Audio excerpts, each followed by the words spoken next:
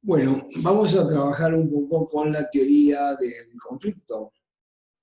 Para eso vamos a considerar algunas ideas, como que el conflicto es una pugna o una diferencia expresada entre dos o más personas o grupos de personas. Y esta pugna va a establecer una interdependencia entre las partes, tanto cómo han ido construyendo la situación del conflicto en la etapa previa y cómo también están asociadas una con la otra en las posibles soluciones del conflicto, que no se pueden obtener si no es con el concurso de ambas. Entonces hay una interdependencia. Hay una participación de las percepciones, y esto es importante porque en esta teoría del conflicto, las verdades que sostienen cada una de las partes, cuando decimos verdades serían las verdades subjetivas de cada una de las partes, son perceptivas, es la forma en que perciben la situación, sobre las situaciones, las personas, desde las creencias, las actitudes, los valores. Todo este combo hace que cada participante del conflicto tenga una percepción.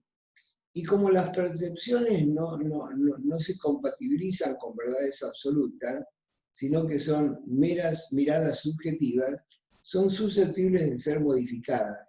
Y en la medida que son susceptibles de ser modificadas, en toda negociación tenemos un espacio de posibilidades para tratar de escuchar al otro y ver qué cosas puedo revertir desde mis propias, digamos, desde mis propias posturas y desde las posturas del otro, que lo vamos a ver muy bien cuando veamos el esquema de Harvard. Y también tenemos que estar atentos a la multiplicidad de emociones que se producen en una situación de conflicto y que a veces, como que de alguna manera, las emociones establecen dominios de acción y generan conductas. Y estas conductas muchas veces son conductas que no son eficientes a los efectos de una negociación. Entonces, estos cuatro insumos del concepto de negociación, como pugna entre dos o más personas que son interdependientes, que tienen una percepción respecto al conflicto y emociones presentes que también tienen que ver con el conflicto, son interesantes para analizar el concepto de conflicto. Ahora vamos a trabajar un poquito sobre las líneas de posibles contextos de abordaje que tiene el conflicto, ¿sí? Si vemos esta secuencia que hemos establecido, vamos a ver que en la decisión privada de las partes vamos a tener la evitación del conflicto, la discusión informal, cómo resolver el problema, llamada negociación, la mediación, que es con un tercero imparcial, la conciliación, que es con un tercero imparcial, pero que puede proponer soluciones no vinculantes, el arbitraje, que es con un tercero imparcial, pero ya no hay decisión privada de las partes, sino que el tercero decide con un laudo arbitral en el carácter privado. Y la decisión judicial formal, que es la decisión de un tercero autorizado por ley, juez, a través de una sentencia. Si salimos de estas situaciones donde ya pasamos de la decisión privada a la decisión de un tercero, vamos a la acción directa no violenta, o a la violencia propiamente dicha, que es la decisión extralegal mediante la coerción. Si ustedes analizan este vector, van a ver que aumenta la capacidad de llegar a situaciones de violencia en la medida que vamos avanzando por los diferentes canales posibles para canalizar el conflicto.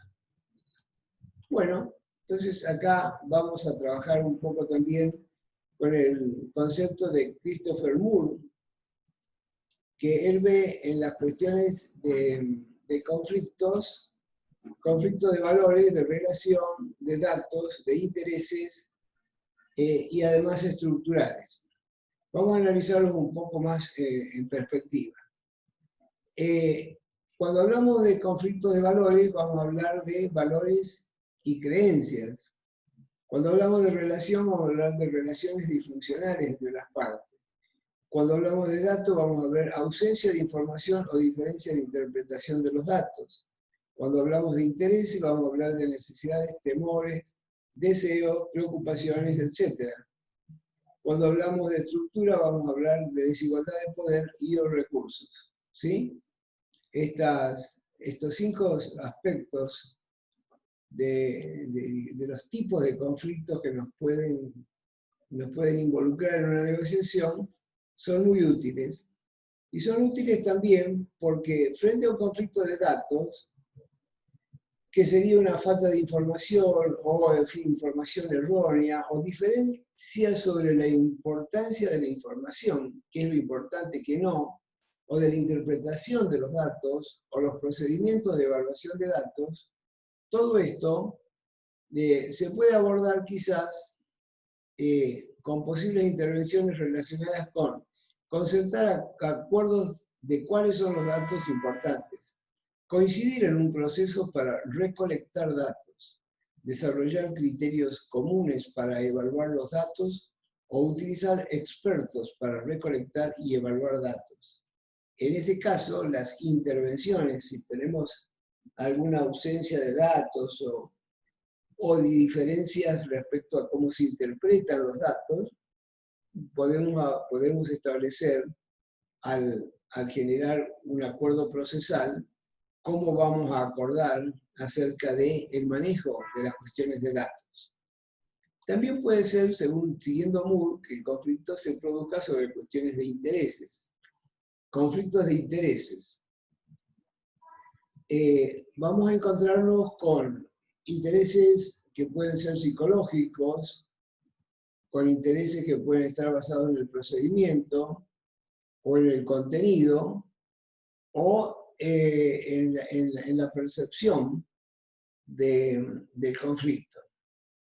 Estas intervenciones del mediador van a hacer concertar, del negociador, va a hacer concertar la atención en los intereses y no en las posturas. Buscar criterios objetivos de mercado, criterios de expertos, ¿sí? Generar ideas, tentativas de solución y buscar cuál es la mejor o peor alternativa al acuerdo negociado según el negocio que estemos tratando. Cuando todos estos aspectos relacionados con el man y el pan y la búsqueda de las opciones, de los intereses debajo de las formas más rígidas de trato del conflicto, lo vamos a poder ver cuando veamos el esquema de Harvard. Los conflictos basados en estructuras son pautas destructivas de comportamiento e interacción, desigualdad de control, propiedad o distribución de recursos, desigualdad de poder y autoridad, factores geográficos, físicos o ambientales que afecten, restricciones de tiempo. Las posibles intervenciones que podemos hacer como negociadores van a ser tratar de clarificar cuáles son los roles de cada uno, reemplazar las pautas de comportamiento destructivo, reasignar la propiedad o el control de los recursos, buscar procedimientos equitativos y mutuamente aceptados, salir del regateo posicional y discutir sobre lo que subyace en las posiciones, tratar de influenciar sobre la persuasión más que sobre la coerción o coacción, modificar relaciones físicas y ambientales de las partes, modificar las presiones externas o las restricciones de tiempo. Esto generalmente suele ser muy útil cuando generamos acuerdos, que lo vamos a llamar, cuando veamos la herramienta, lo vamos a llamar encuadre, cuando generamos un acuerdo de proceso, de cómo vamos a desarrollar el proceso negocial. Las cuestiones estructurales, que ya las conocemos, las vamos a poder analizar y desde allí como negociadores podemos proponer determinadas medidas dentro del proceso que nos permitan generar alguna forma de balance dentro de estas cuestiones de estructura. Las cuestiones de valores son más complejas porque van a estar basadas en diferentes criterios de evaluación de ideas o comportamiento, metas que son intrínsecamente excluyentes, ambos quieren lo mismo, diferentes modos de vida o ideología o religión. En cuestiones de valores, estaríamos tratando de evitar definir el problema con referencia al valor, sobre todo cuando son valores simbólicos, permitir que las partes coincidan y discrepen, o sea, permitirnos como negociadores la discrepancia y las coincidencias, generar esferas de influencia en el conjunto de valores prevalece, o buscar una meta superior compartida por las partes. Bien. Vamos a seguir viendo esto. Las relaciones, ese es otro tema complejo. El conflicto de relaciones es cuando hay emociones intensas, percepciones erróneas o estereotipadas de cada una de las partes, comunicación ineficiente o comportamiento negativo recursivo. Las posibles intervenciones son controlar las expresiones mediante un procedimiento conceptuado, encuadre, legitimar sentimientos y emociones, clarificar las percepciones y promover percepciones positivas, mejorar la cantidad y calidad de la comunicación, bloquear y cambiar la estructura del comportamiento negativo recursivo y alentar las actitudes positivas de resolución del problema. Veamos un poco. Control de expresiones mediante un procedimiento consensuado. O sea, vamos a trabajar un procedimiento con el cual vamos a decir, esta negociación se va a desarrollar a través de tanto tiempo, con tantos encuentros, con este calendario temático, con esta agenda temática, con este calendario, y vamos a tratar de establecer una serie de pautas que nos permitan mejorar la posibilidad de la relación. Vamos a tratar de encontrar, cuando existen cuestiones positivas en los sentimientos o actitudes del otro, ponerlas sobre la mesa. Esto le vamos a llamar legitimación cuando veamos herramientas. Clarificar las percepciones y promover percepciones positivas, o sea, no quedarnos en el marco perceptivo, sino tratar de decir, no ocultar información, no presuponer que el otro entiende lo que yo pienso, sino invitar al otro y decidir uno, poner las cosas sobre la mesa con la mayor claridad posible. Mejorar la cantidad y calidad de la comunicación, o sea, que realmente podamos comunicarnos como vimos en el capítulo de comunicación, ¿no? A través de un feedback, de un ida y vuelta, de un consenso de significados. Bloquear y cambiar la estructura de comportamiento negativo recursivo, o sea, cuando los negociadores ven que tienen una forma de debatir recursiva, reiterada, que es negativa, tratar de establecer un cambio en la estructura comunicacional y alentar las actitudes positivas cuando haya un movimiento positivo para la resolución del conflicto. Finalmente, vamos a ver también los tipos de conflictos. Los conflictos pueden ser verídicos, o sea, esto existe objetivamente, contingentes cuando depende de circunstancias que pueden cambiar. Cambiadas las circunstancias, cambia la situación del conflicto. Por ejemplo, en una empresa, al momento de realizar el inventario, se pueden generar modificaciones importantes y situaciones de conflicto frente a la cotidianidad del funcionamiento de la empresa. Cuando ha pasado el proceso de inventariar, las circunstancias cambian fácilmente. El conflicto desplazado es aquel que se mantiene oculto y es distinto al conflicto central. Un conflicto relacionado, por ejemplo, con la adecuada comunicación entre dos áreas de la empresa, en realidad no es el conflicto principal, sino el conflicto principal es una lucha de poderes entre los gerentes de estas áreas. Entonces, se desplaza hacia conflictos, digamos, de interacción y de intercambio de información, pero realmente lo que está ocurriendo es una lucha de poderes, una lucha personal entre los dos gerentes. El conflicto mal atribuido se expresa entre partes que no corresponden. Nuevamente, si en el caso del desplazado, las partes que están en debate son dos jefes de área que están tratando de ver por qué hay un conflicto de intercambio de información, en el intercambio de información, estos dos jefes de área no son realmente los que están en la cuestión, no son partes en la cuestión del conflicto, sino que nuevamente las partes reales van a ser los dos gerentes en pugna. Y el conflicto está sumergido, aún no ocurre. Es el conflicto latente. Siempre en una interacción entre dos o más personas hay una posibilidad de conflicto latente. Los actores del conflicto. Vamos a llamar actores del conflicto a las partes que participan en forma individual o colectiva. Los que son de grupos de personas le vamos a llamar de actores colectivos, que pueden ser organizados, por ejemplo un sindicato, o no organizados, que puede ser, por ejemplo, una reacción espontánea de un grupo de obreros. También conviene tener en cuenta que en los conflictos de actores colectivos, no todos los individuos que forman parte de esa colectividad comparten los mismos criterios, ¿sí? Entonces puede ocurrir que dentro de entre los sectores colectivos de un conflicto existan conflictos internos.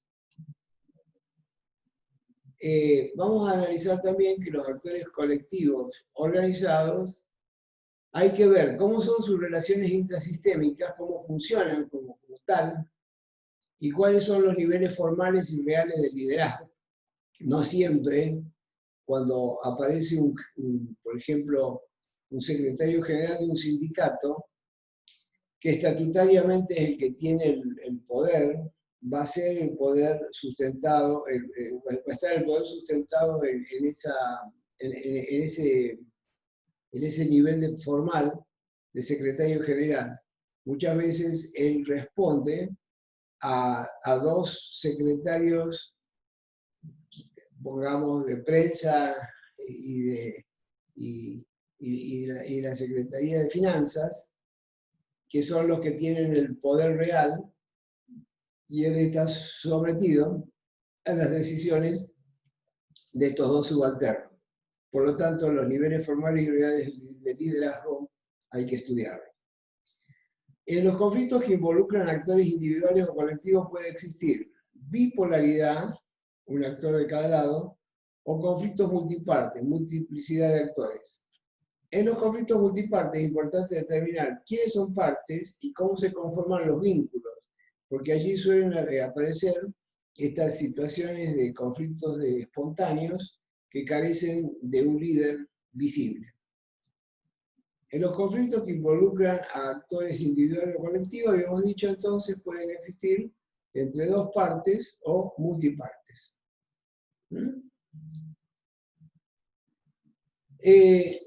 La conciencia del conflicto en los actores. Existen desde las normas conductas reguladas y conductas no reguladas. Las conductas reguladas son las que tienen una regulación normativa y las conductas no reguladas son las espontáneas del grupo. Entre las conductas reguladas puede existir relaciones con el objetivo y por lo tanto conflictivas. O sea, dentro de las conductas reguladas puede haber márgenes de diferencia dentro del concepto regulado, diferentes objetivos o diferentes relaciones. Entonces estaríamos frente a lo que llamaríamos permitido versus permitido. ¿Cómo juega en una negociación que ambas partes carezcan de conciencia de conflictividad. Vamos a ver la conciencia de conflictividad. Por ejemplo, yo estoy cerrando un acuerdo con otra persona. Ambos creemos que existe un conflicto, hay conciencia. Si ambos creemos que la situación no implica conflicto, puede haber un acuerdo o una negación al conflicto. Si uno de nosotros cree que existe conflicto y el otro no cree que existe conflicto, hay conciencia por el que considera el conflicto y negación por el que omite la idea de existencia del conflicto. La posibilidad de operar en un conflicto solo existe cuando las partes tienen conciencia de la existencia. Hasta entonces, el trabajo del mediador o del negociador en nuestro caso será ayudar a la otra parte a formar conciencia de que existe el conflicto, o sea, generar lo que habíamos visto en la parte de legitimación como un empower o protagonismo. Vamos a ver los objetivos de los actores, ¿sí? Los objetivos o metas de los actores en los conflictos son objetos en el más sentido, en el más amplio sentido de la expresión, materiales o espirituales en los que cada actor le agrega un valor. Distinguiremos los siguientes objetivos. Concretos son esos que son tangibles, que se pueden advertir en el intercambio. Su obtención implica una satisfacción inmediata para todos los actores. Esto ocurre porque el valor económico de cualquier otra naturaleza que las partes le atribuyen es inseparable del objeto. Por ejemplo, cobrar un crédito, pactar condiciones de trabajo, etc. Ahora, ¿qué pasa con los objetivos simbólicos? En este caso, el objetivo no es la última meta deseado por el actor, sino que representa otra cosa, lo cual hace difícil definir la relación entre ambos, ¿sí? Porque si yo de repente, supongamos, pretendo obtener un bien que era de mi madre, que es importante, que es caro, un anillo, yo creo que ella, para mí es importante porque ella me dijo que yo me quedara con ese anillo. En función de los cuidados y protección que le brindé, va a haber una diferente mirada respecto al anillo si yo lo veo desde lo simbólico a mi hermana, que lo ve desde lo patrimonial y establece que tiene un valor económico. Desde allí los objetivos van a ser diferentes. Es decir, que el objetivo simbólico escondido detrás de uno concreto tiene el mismo estatus, pero oculta la real satisfacción que busca una parte, ¿sí? O sea, siempre hablaremos del anillo, pero yo lo haré desde el concepto de que es una reparación afectiva y mi hermana lo mirará desde el concepto de que es un activo patrimonial del acervo hereditario. Ejemplo, en una porción hereditaria se discute la distribución de los bienes, pero uno de los actores pretende la obtención de un bien particular, la jefatura espiritual de la familia, por ejemplo. Bueno, muy bien. Los objetivos. Trascendentes, el valor mismo está puesto como objetivo, porque no se divisa que esté anexo a un objetivo tangible o divisible. Por ejemplo, las perlas y el tapado de la hermana, que vamos a ver como propuesta fílmica del trato de un conflicto. En esta transacción se supone perder algo que ha sido declarado fundamental para una de las partes. En tal de fundamentalismo, la única opción es la propia. Ahora veamos acá los elementos del conflicto. Las personas, con su historia, cultura, valores, relaciones, emociones, conductas, habilidades sociales, percepciones e intereses. El proceso, que sería lo que hemos estudiado como herramienta para manejar los conflictos, comunicación, sistema de procedimiento, las normas implícitas y explícitas, las tomas de decisiones, los roles, el contexto. Por eso es tan importante organizar un sistema procesal para negociar, ¿no? Un proceso consensuado por las partes respecto a todos estos aspectos.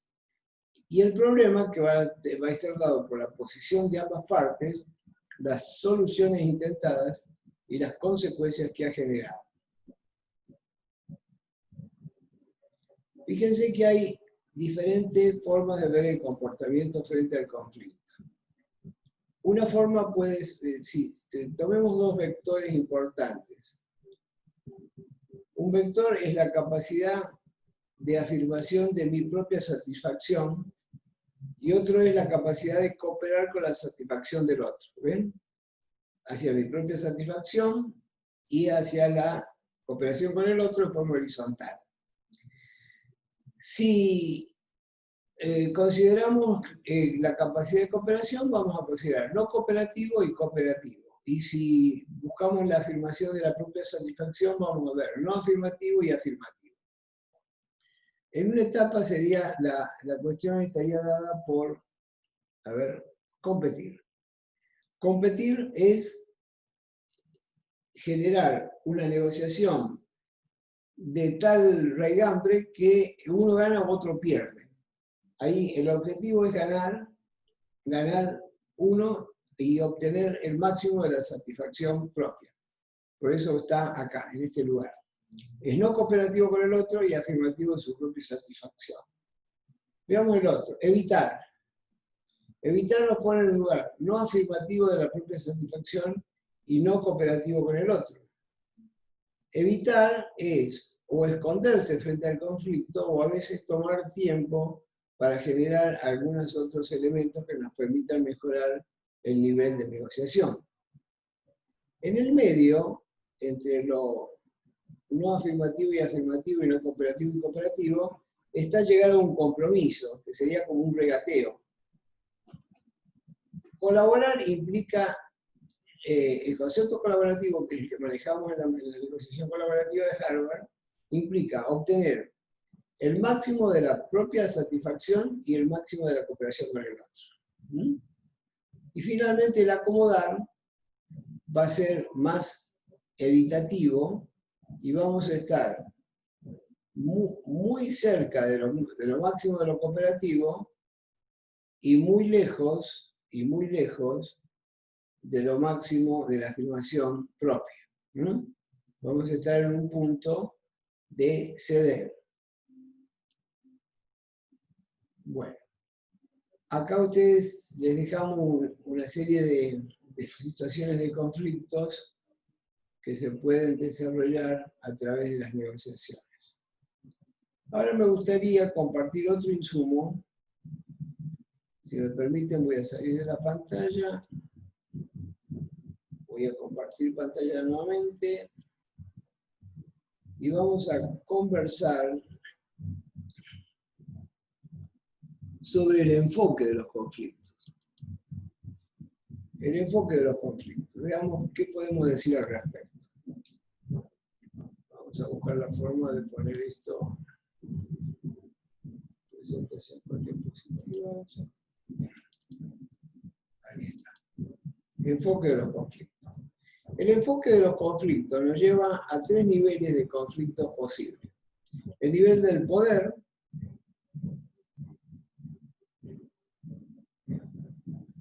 el nivel del derecho y el de los intereses. Mientras estoy dando esta clase hay una protesta sindical, un conflicto abierto debajo de mi ventana. Entonces, el poder, el derecho y los intereses. Veamos cada uno de estos. El conflicto desde el poder, o sea, por ejemplo, una acción directa, como esta huelga que se ve acá en el dibujo, lo podemos desarrollar mientras estamos haciendo algún movimiento desde el derecho, como puede ser un amparo, y quizás una vez que logramos, por ejemplo, una medida excepcional dada por un juez, bajamos a la negociación netamente sobre intereses, ¿sí? Que serían las necesidades que acá se desarrollan. Vale decir, podemos avanzar desde el poder podemos lograr una medida de amparo en el derecho, pero la idea es desembocar en los intereses.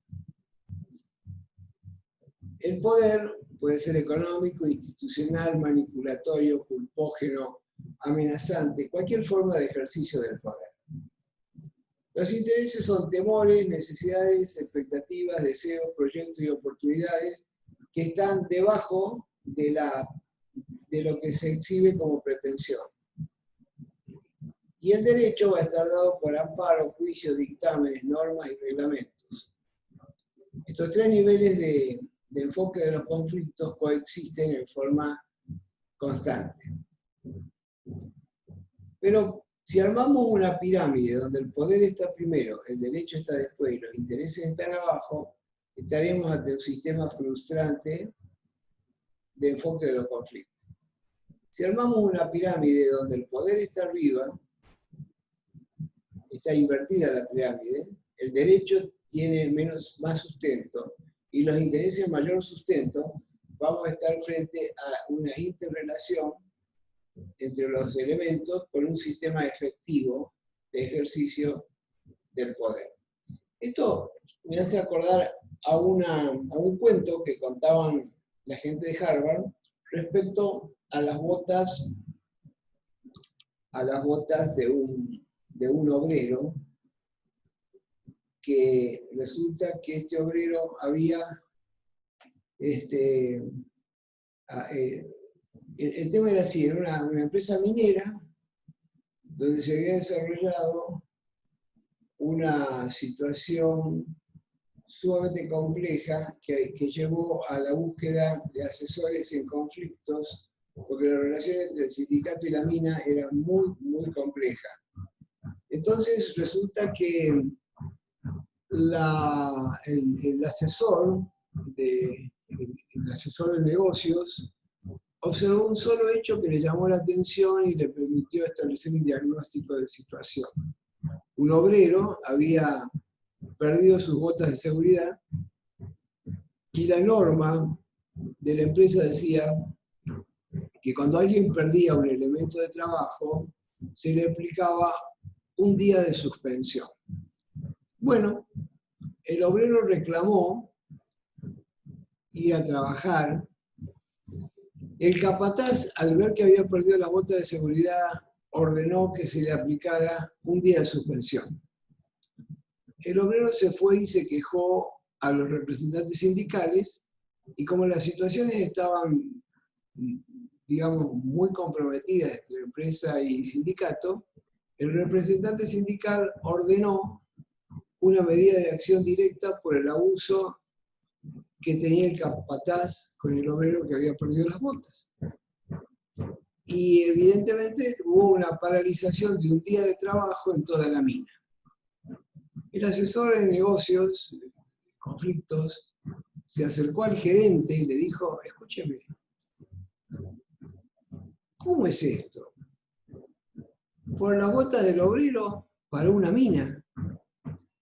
¿Qué podría haber hecho usted distinto? Y el gerente le dijo: en realidad creo que el capataz se confundió.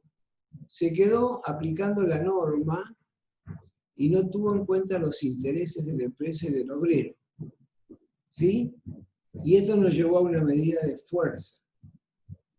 ¿Y usted qué hubiese hecho? Yo le hubiese dado unas botas, le hubiese permitido trabajar y hubiese suplantado quizás el castigo por una severa advertencia, por ser la primera vez que lo perdía, y esto también forma parte de las posibilidades de la norma. El capataz de la norma que está prevista tomó la medida más extrema. Y entonces, acá aparecen 4 elementos interesantes para analizar desde este ejemplo el conflicto. Por ejemplo, ¿cómo medir el sistema de abordaje más eficiente?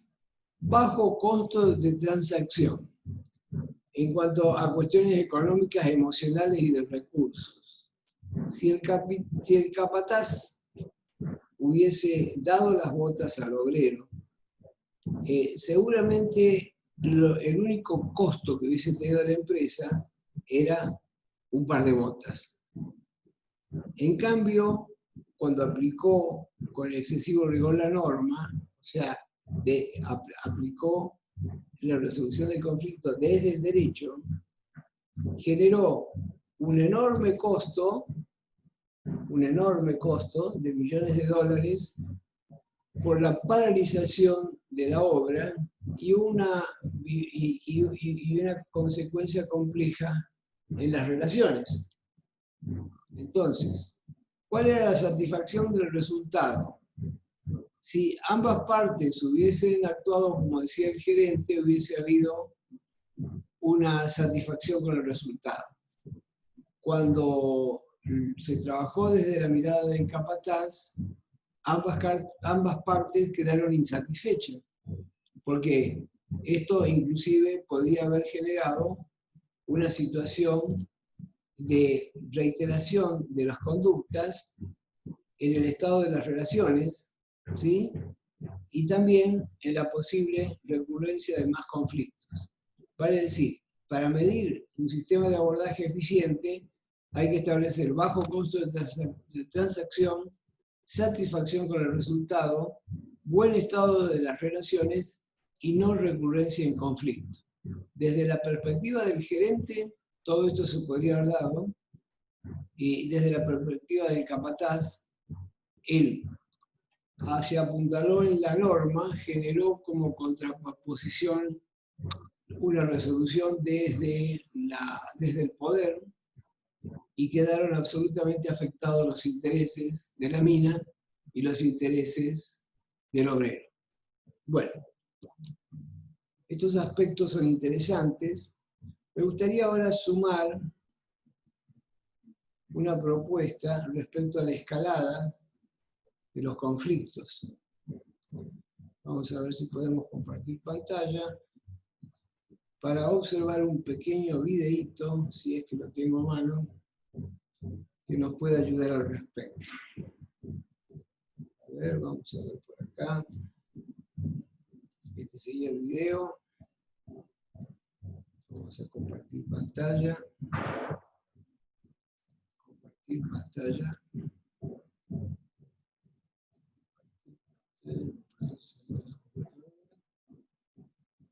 Compartir pantalla.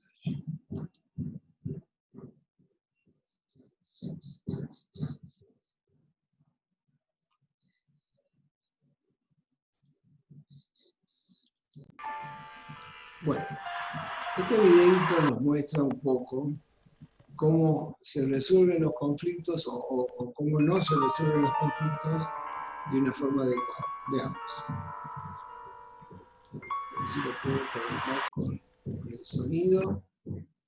Vamos a ir acá. Ahí vamos.